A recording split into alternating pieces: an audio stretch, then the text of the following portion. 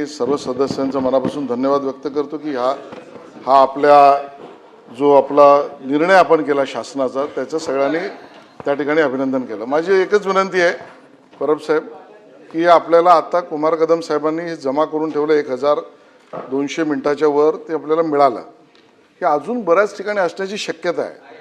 काही ठिकाणी ठराव असतील, काही दुर्मिळ मी केलं, आव्हान केलं आहे, पुन्हा एकदा करतोय तुम्ही। आणि राज्यभरामध्ये असेल विविध संस्था, विविध राजकीय पक्ष, विविध व्यक्ती यांच्याकडेही ते असण्याची शक्यता आहे। त्यामुळे या निमित्ताने सभागृहाच्या माध्यमातून ते आव्हान सुद्धा करतो आणि त्याला योग्य मोबदला सुद्धा सरकार देईल।